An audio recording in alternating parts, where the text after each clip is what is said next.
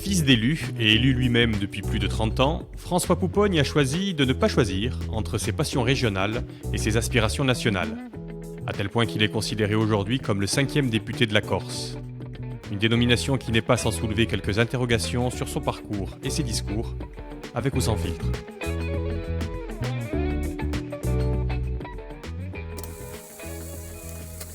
Bienvenue dans votre vie, François Poupogne. Merci. À l'origine de votre vie. On va remonter justement le fil de votre vie et votre carrière à travers les photos marquantes.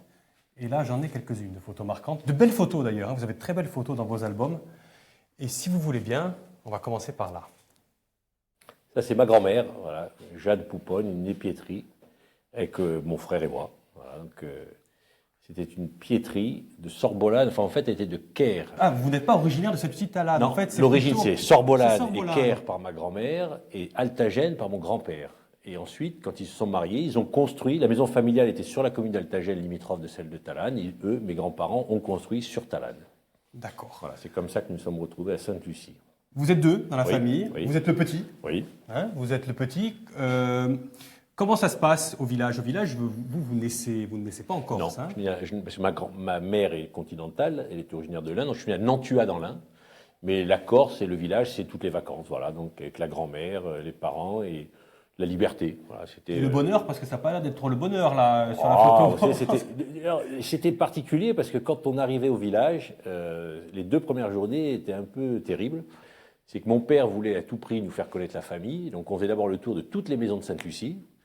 Et donc moi j'en ai gardé des souvenirs qui sont maintenant un peu émus, mais c'était les anciennes qui vous embrassaient, qui vous prenaient.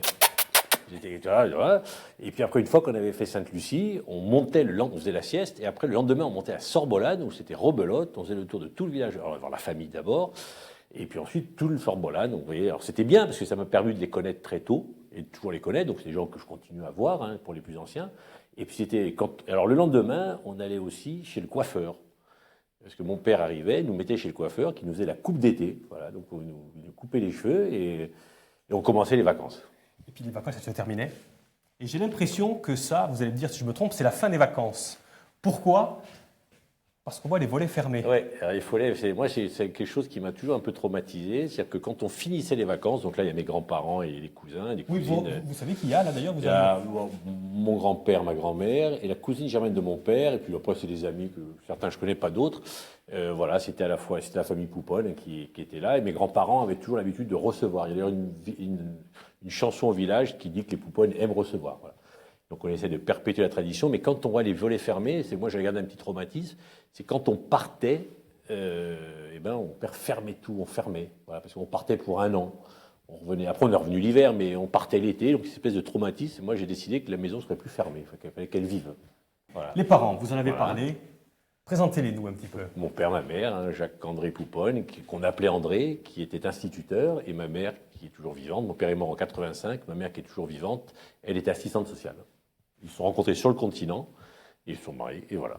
Ils ont vécu à Sarcelles. Alors en fait, à côté de Sarcelles. Non, à Sarcelles. En fait, quand ils ont d'abord eu mon frère en 60, et quand ma mère est tombée enceinte de moi en 62, c'est tous les 2 fonctionnaires. Ils avaient un petit appartement à Paris. Ils ont fait comme beaucoup de fonctionnaires, ils ont demandé un appartement.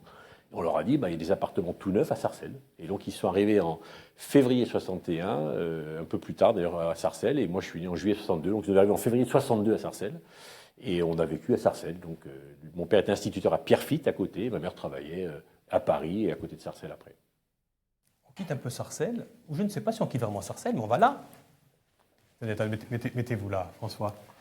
J'ai pris cette photo parce que quand je vous ai appelé il y a quelques jours, vous m'avez dit mon oncle est très important. Et le voici, voilà. Votre oncle. Pourquoi? Voilà, c'est le cousin. En fait, je dis mon oncle, mais c'est le cousin germain de mon père. Ouais. Ils étaient 4 cousins germains, tous originaires de Sorbolane et de Talanne. Il y en a un qui est mort en 43 au pont de Coens. Il a pris un sidecar, il est mort dans un accident de moto. Et donc après, il sont restés 3 cousins germains. Et mon oncle, donc le cousin germain de mon père, lui est très vite parti, il était orphelin assez jeune. Il est parti vivre sur le continent et il a continué une tradition familiale. C'est que beaucoup de piètres de Sorbolane travaillaient à la Monnaie de Paris. Et des Poupogne aussi, donc il y avait un piètre qui travaillait à la Monnaie de Paris, et lui, il a fini ouvrier d'État. Son fils Simon, qui est là, finit aussi ouvrier d'État à la Monnaie de Paris. Donc il y a une tradition familiale, beaucoup de ma famille sont partis sur Paris travailler, Et certains, et beaucoup, ont travaillé et chez les Pouponnes et chez les Piètres à la Monnaie de Paris. Vraie affection. Vraie affection parce que mon père est mort en 85 et c'est lui qui faisait encore le lien entre le passé, le présent et l'avenir. C'est lui qui connaît. C'était la vraie mémoire de la famille. Il connaissait toute l'histoire de la famille et donc souvent il me racontait des histoires, ce qui me permettait de retrouver un peu mes origines, mes racines et l'histoire familiale. Ben, vos origines et vos racines, ça passe par là aussi. J'ai l'impression, c'est la Corse que vous aimez. Ouais. Le football. Voilà, c'était plus jeune. Après, c'était très tôt les vacances au village, l'adolescence, et puis voilà, bon, c'était les fêtes de village, et puis le foot. Alors le foot, c'était important avec Antoine Gréane. Voilà, c'était l'ancien maire de Saint-Hyacinthe. L'ancien maire qui était mon ami intime. Hein. Et donc on jouait au foot. Alors de la fois, on jouait à 11 pour le club de Talanne, le club athlétique talanais. Et en sixte, on a joué pendant de nombreuses saisons pour la boîte de nuit, pour l'hôtel Le Soleil-Monte. Mais en fait, c'était l'équipe de la boîte de nuit, parce qu'on fréquentait la boîte de nuit du Soleil-Monte à Coens. Et donc, on faisait des tournois de six. Donc là, ça doit être Adsons. Là, on est à Adsons, ça vous pensez? Adsons, je pense que c'est Adsons dans le parking de l'hippodrome, là derrière, quand je regarde ça. Et ça doit être Saint-Gavin. Vous en avez gagné des tournois? Ah oui, on a gagné. Il paraît que vous étiez un arrière rugueux. Ouais, j'étais pas très doué, donc j'essayais de compenser par une force physique. Voilà, j'essayais de m'imposer physiquement, mais j'étais pas très doué techniquement. Eh bien, on va continuer votre vie si vous le voulez bien, parce que là, on était dans la période Corse, mais surtout l'été. On va voir qu'il y a 4 saisons dans une année. Est-ce que vous faites les 3 autres saisons? Ben, c'est là que ça se passe. Allez, venez. Allez, François, prenez place et laissez-vous guider. On vous avait quitté sur un terrain de foot, de tournoi de Sixte. Eh bien là, on va plutôt regarder cette image-là. Cette image, c'est votre papa. Ça, c'est mon père qui était adjoint à Sarcelles. Il était 3e adjoint à la ville de Sarcelles. C'est lui qui m'a donné le goût de la politique. Hein. Et là, il mariait un Corse, c'est un Tavera, et donc il y a à côté de lui l'ancien maire de Tsaute, Charles Julian, qui était le maire de Tsaute, et qui avait été invité au mariage et que mon père avait demandé de venir à côté de lui. Quoi. Alors parlez-moi justement de cette ville. Alors voilà, Sarcelles, il y avait plusieurs films avec Gabin qui avaient été tournés, dont Rue des Prairies, et ça se passe à Sarcelles, qui est en construction. Aujourd'hui encore, il faut savoir qu'il y a le village de Sarcelles, le vieux Sarcelles, avec des petits pavillons magnifiques, et puis le grand ensemble autour. C'est une ville agréable. Oui, c'est une ville agréable. Elle a injustement, elle porte sur elle le poids de la banlieue et de l'image négative de la banlieue, mais c'est une ville qui a été bien... Alors il y avait un village historique de Plaine de France, et à côté duquel on a construit une ville de 42 000 habitants. Et c'est une ville qui fonctionne plutôt bien au niveau architectural, qui n'a jamais explosé dans le cadre d'émeutes urbaines, sauf en 2014 où il y a eu une attaque antisémite, c'était un autre sujet. Mais nous, on est passé à travers les émeutes de 2005, 2007, parce que c'est au niveau architectural, urbanistique, et au niveau de la population, une ville qui fonctionne plutôt bien. Complètement. Agréable. Mais vous, cette ville, vous y grandissez, mais au bout d'un moment, vous vous dites, bon, je vais quitter un petit peu Sarcelles. Et quand vous êtes jeune adulte, vous passez un concours. Le concours pour être inspecteur des impôts, pour rentrer en Corse. Et vous êtes nommé à Calvi. C'est cela, en 85. Le hasard, moi, j'étais en fac avec beaucoup d'étudiants corse. Ouais. Et puis il y en a un, Jean-Dominique Ventour, qui me dit, tiens, je vais passer le concours des impôts. Et moi, je me préparais plutôt à l'ENA, enfin, je cherchais un peu. Et je dis, écoute, je vais le passer pour voir ce que ça donne. Et j'ai le concours. Bon, et moi, je ne voulais pas y aller. Et puis mon père me dit, enfin, n'importe quoi, tu as eu le concours des impôts, tu vas aux impôts. Bon. Et là, voilà, j'avais 20 ans, et donc je me cherchais un peu, et j'ai l'appel de la Corse, parce que j'y allais pour les vacances, et je voulais y aller vivre, et donc je demande comme poste, les premiers postes en Corse, et je suis nommé 6 mois en stage à Porto-Vecchio, et ensuite j'ai été nommé le premier inspecteur des impôts de Calvi, parce que le centre des impôts se créait à l'époque. Vous restez combien de temps à Calvi? 3 ans, 3 ans et demi. Et puis au bout de 3 ans et demi, n'y tenant plus.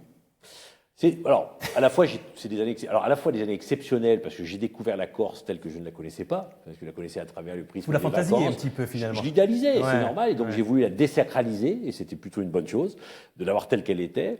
Et je l'ai découvert, alors sur certains aspects encore plus belle qu'elle était l'été, parce que je l'ai découverte l'hiver avec les anciens, rentrer dans les cafés et tout. Puis voilà, malheureusement pendant ce temps-là mon père décède, donc c'est à la fois des années exceptionnelles de découverte, puis des années assez dures à vivre avec la mort de mon père, mais je passe 3 ans et demi, puis après, j'ai le sentiment un peu de me scléroser, de plus évoluer. Voilà. Et donc, je retourne à Sarcelles, j'ai fait créer au lycée, quand j'étais lycéen, les Jeunes Socialistes, et en retournant à Sarcelles, au bout de quelques mois, je reprends naturellement mon activité politique au sein du Parti Socialiste. Et puis, il y a cette rencontre. Voilà, donc en 88, donc moi, je rentre de Corse, et Dovis Strauss-Kahn arrive à Sarcelles, donc... Voilà, donc on a eu des élections difficiles en 88, 89. on perd les élections municipales. En 93, il perd les élections législatives. Et on gagne en 95. C'est moi qui porte un peu la liste avec lui. Hein. Et là, donc, ça doit être mon élection de maire. Donc, il vient d'être nommé ministre de Lionel Jospin. Et il me passe l'écharpe de maire. Donc, c'est un moment symbolique important, une rencontre exceptionnelle. Un homme extraordinaire. Voilà. Quelqu'un d'extraordinaire qui a connu des moments très très difficiles, hein, mais voilà, quelqu'un d'intelligent et qui m'a beaucoup apporté en politique. C'était un maître en politique, hein, j'ai tout appris avec lui, quoi.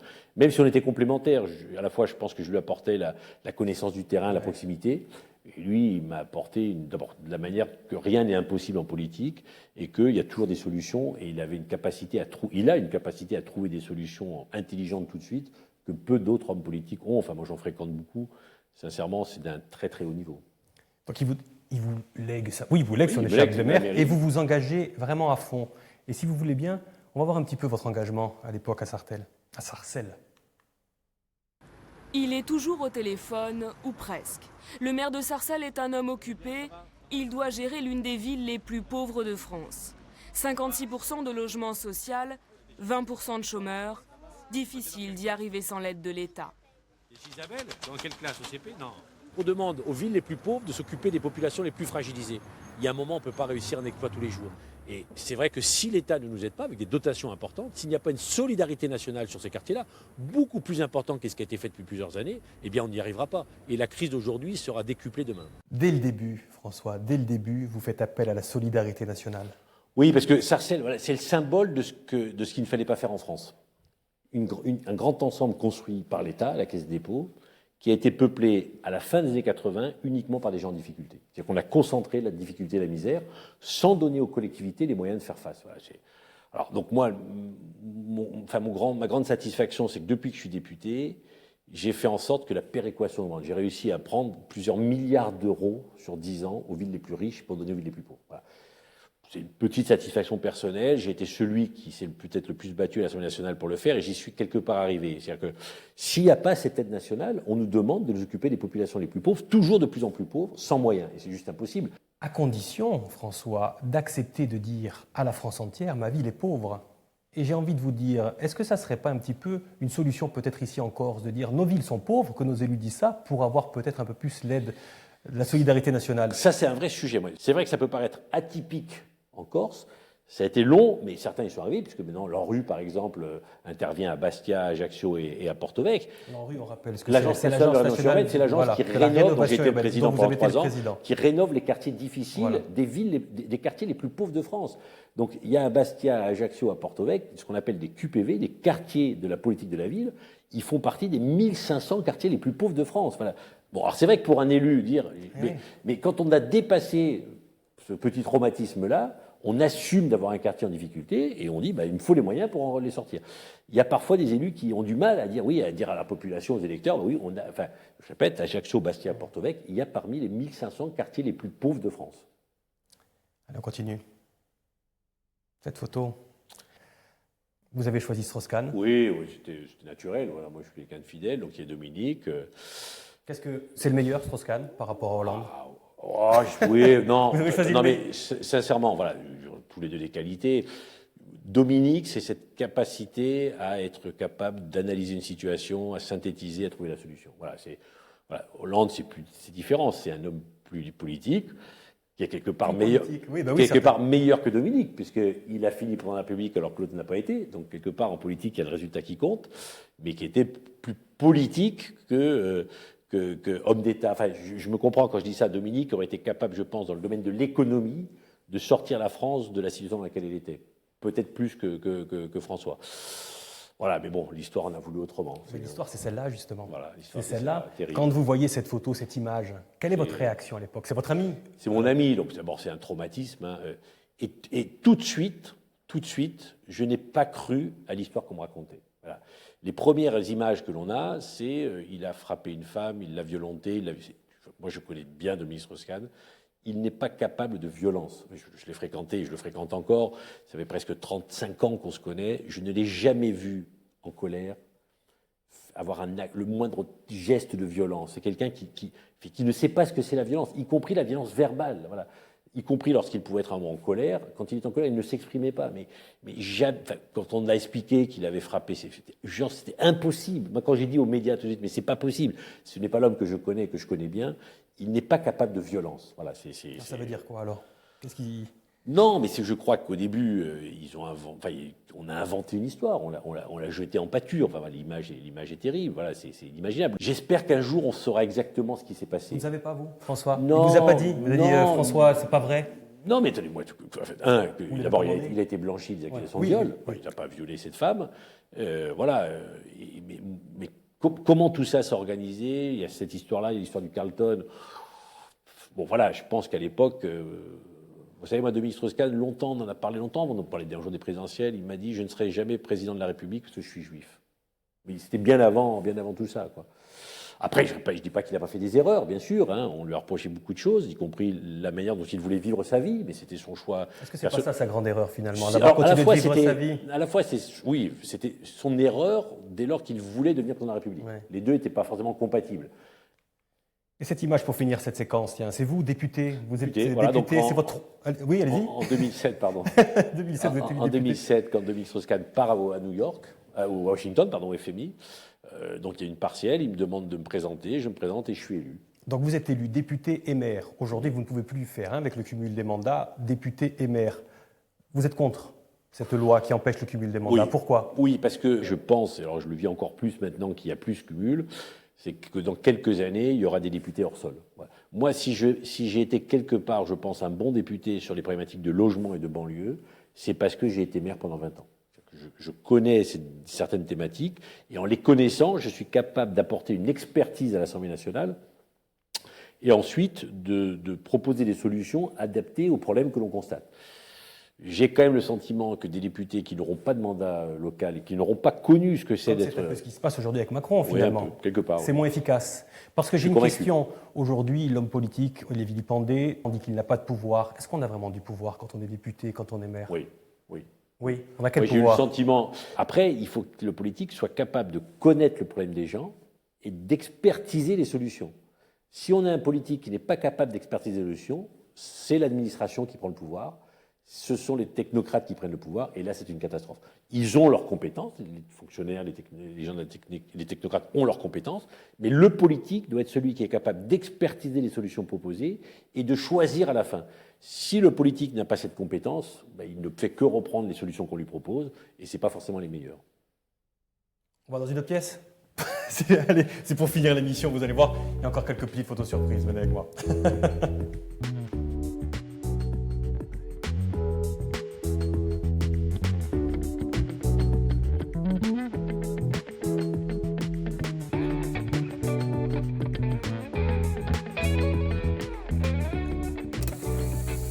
François, c'est la dernière pièce. Vous êtes déjà face à l'écran. On va regarder justement les images de vous qu'on trouve un petit peu sur les réseaux sociaux, qu'on trouve sur Internet, que vous contrôlez un petit peu moins. Et celle-ci, tiens, par exemple. Ça, c'est important. C'est le grand rabbin de Sarcelles, le rabbin Laurent Béros. Ça, c'est Albert Haddad, qui est un conseiller municipal qui est décédé. Et là, c'est vous. Ça, c'est moi. Donc, on est à Jérusalem, dans la vieille ville de Jérusalem. En fait, on est dans un cimetière où un grand rabbin de Sarcelles, le rabbin d'Israël, pour qui j'ai beaucoup d'estime, et c'était réciproque, est enterré.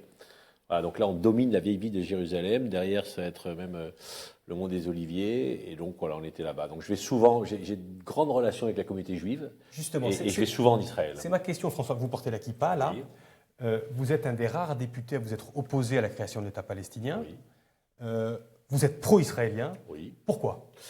Parce que d'abord, je connais Parce qu'il y bien a 20% de votre électorat qui Non, est... pas du tout. Dans ma circonscription, il y a plus d'électeurs musulmans que d'électeurs juifs. Ce n'est pas pour des raisons électorales. Mais j'ai appris à connaître la communauté juive depuis longtemps, depuis toujours à Sarcelles, une forte communauté juive qui est arrivée d'Afrique du Nord.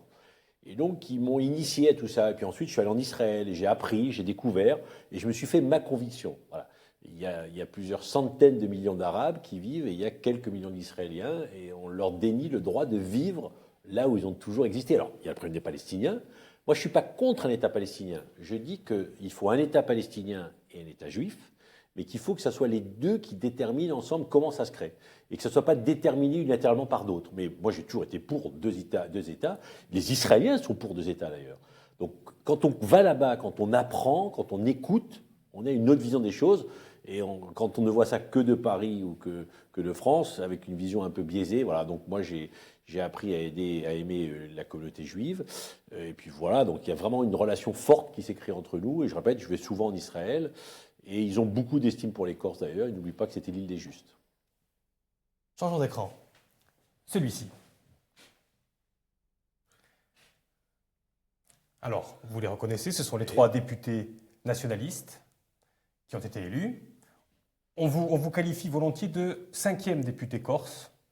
Vous avez toujours aidé, entre guillemets, les députés locaux, que ce soit Camille de Rogazer, Jacob. Vous les aidez aussi. Bien sûr.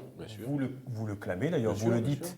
Mais est-ce qu'il n'y aurait pas un petit peu de contradiction, François, entre le maire de Sarcelles, qu'on a vu qu'il en appelait beaucoup la solidarité nationale, et finalement d'aider des gens qui ont un discours assez ambigu avec la solidarité nationale?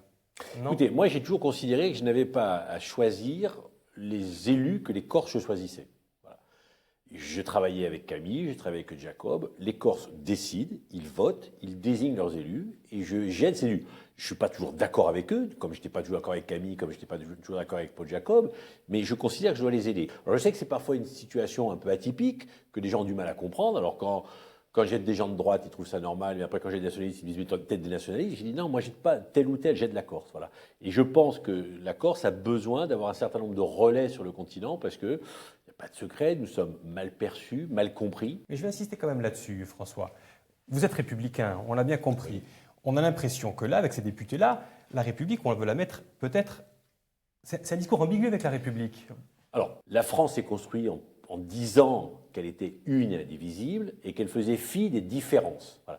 Et je pense, alors on pouvait le comprendre lorsqu'il fallait construire la République, mais je pense que quelque part la France s'est construite sur un mensonge ou en cachant la vérité. Alors j'ai le même débat avec les Antillais qui redécouvrent un peu leur histoire parce qu'on leur a caché leur histoire. J'ai le même débat avec ceux qui viennent d'Afrique du Nord parce que le rapport à la guerre d'Algérie. Et donc cette incapacité que la France a quelque part à reconnaître et à assumer son histoire, ce n'est pas vrai que pour la Corse. C'est vrai pour l'ensemble de la diversité. Et c'est pour ça qu'à un moment, on a même failli créer un groupe à l'Assemblée nationale qui était un peu le groupe des territoires oubliés de la République. Les banlieues, les DOM, la Corse.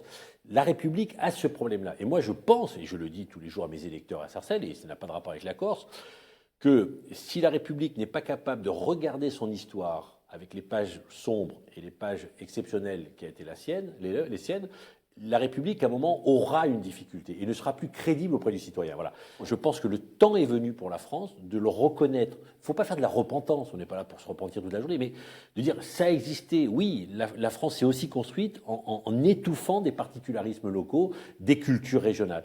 Et le moment est venu, je crois maintenant, de le reconnaître et d'aider ces cultures régionales à exister. Voilà. Donc c'est pour ça que parmi des revendications nationalistes, je peux m'y retrouver. Et c'est pas être incompatible. Et je pense que c'est la différence entre un jacobin et un girondin, et qu'on peut avoir un rapport au particularisme qui n'est pas incompatible avec un idéal républicain. Passons à cet écran, François. Vous êtes député 3 mandats, vous avez bientôt 60 ans. Est-ce que vous pensez à la reconversion? Oui, j'y pense souvent. Ouais. Ça, c'est le moulin de Sainte-Lucie. Exactement, c'est le moulin de Sainte-Lucie de Talane. Où on a mis Antoine Fogatch officier régulièrement. Oui. Parce que vous avez vous-même acheté une oliveraie. Oui, une oliveraie. Donc j'ai toujours eu. Ma grand-mère m'a toujours expliqué que, voilà, comment elle ramassait les olives, comment elle souffrait en ramassant les olives. Elle se brûlait les doigts, elle se cassait le dos. Donc j'ai toujours été attiré par cette culture et donc oui, des fois j'imagine finir oléiculteur à Sainte-Lucie de Talane. Je ne m'interdis pas d'évoluer dans ce domaine-là. Justement, il y a cette photo là aussi. Ce sont vos enfants petits. Voilà, alors je les ai pris volontairement petits aujourd'hui, ils ont 18 ans, c'est des jumeaux, un garçon, une fille. Ma mère avec votre mère. Lisa et Jacques-André. Voilà, alors, parce que j'ai lu dans une de vos interviews que premièrement c'était la mairie de Sarcelles, votre emploi du temps, et bien après il y avait votre famille et votre vie personnelle. Est-ce que ça en vaut la chandelle de consacrer sa vie à la politique, François? Écoutez, 20 ans après, même 30 ans après, pendant que je fais la politique, des fois je me pose la question. Alors, je pense que si c'était à refaire, je le referais, mais si j'avais 30 ans ou 25 ans aujourd'hui, dans le contexte actuel, où globalement les élus sont mis à nu, où il y a une espèce de suspicion, je crois que je ne le ferais pas. Enfin, autant, quand j'ai commencé la vie politique, quelque chose d'exceptionnel, il y a le problème de faire souffrir sa famille quelque part et de la laisser un peu. Il faut avoir une femme, on a la chance d'avoir une femme qui m'aide beaucoup, voilà, il faut des enfants qui acceptent ou qui n'acceptent pas, on leur demande pas trop leur avis, hein, voilà.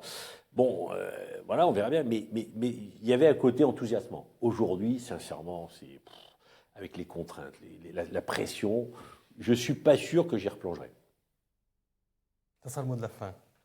Attendez, bougez pas. Par contre, il y a un geste de la fin dans cette émission, c'est le selfie.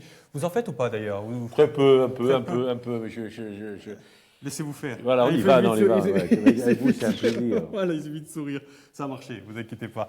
Merci C'est moi qui infiniment, vous remercie. François, pour votre sincérité. Merci tout. pour cette émission. Ça m'a permis de revisiter un peu et puis de revoir des visages qui me font chaud au cœur. À bientôt du côté de Sainte-Lucie-Talane. Avec plaisir. Allez, à bientôt, au revoir.